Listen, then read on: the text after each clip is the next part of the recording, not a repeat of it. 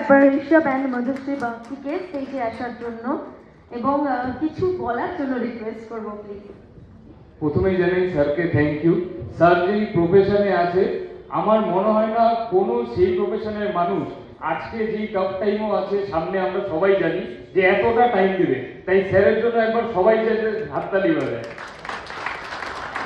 আর আরেকটা কথা বলতে চাই, অনেকেই হয়তো অনেকে জানে যে আমার ট্রাভেলেরও বিজনেসের সঙ্গে আমি জড়িত আছি, ঠিক আছে? তো একটাই কথা বলতে, মাত্র 15,000 টাকায় মিডিল ক্লাস মানুষদের কথা ভেবে আমি থাইল্যান্ডের প্ল্যান অ্যারেঞ্জ করেছি, ঠিক আছে?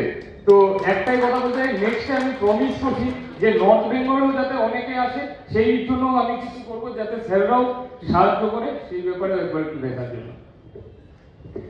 Thank you so much for this wonderful influencer meet up sir.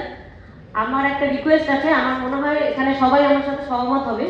সেটা হচ্ছে, আমরা যেহেতু শিলিগুড়িকে রিপ্রেজেন্ট করি, তো দুর্গাপূজার কার্নিভাল প্রেসের যেহেতু নিজস্ব কার্ড থাকে, তো আমাদের কিন্তু কোনো এন্ট্রি ফি থাকে না, মানে এন্ট্রি থাকে না, এন্ট্রির জন্য কোনো কিছু থাকে না। তো আমি চাই যে নেক্সট টাইম ইনফ্লুয়েন্সারদের জন্য একটা পার্সের ব্যবস্থা করা হোক কার্নিভালে, যেহেতু আমরা সব কিছু তুলে ধরি। নেক্সট টাইম করবো দুটো প্রোগ্রামের, একটা হচ্ছে কার্নিভালটা আমাদের খুব বড় ইভেন্ট, খুব মন দিয়ে করি।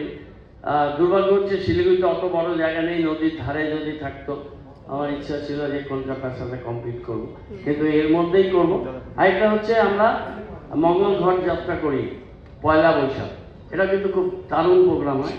সেই প্রোগ্রামটা তো নিশ্চয়ই আমার কাছে সব, আমি এই প্ল্যাটফর্মটা তৈরি মানে আমরা সাথে নিচ্ছি, এবং আমাদের দায়িত্ব হবে যে আমাদের ইনফ্লুয়েন্সাররা যারা এত ভালো ক্রিয়েটিভ করে তাদের একটা প্ল্যাটফর্ম আমি তৈরি করব। তো তোমরা তোমাদের প্ল্যাটফর্ম নিজেরাই তৈরি করো, তার মধ্যে আমরা এটাকে একটু এগিয়ে দিই। कुछ ऐसा करके दिखा, खुद खुश हो जाए खुदा।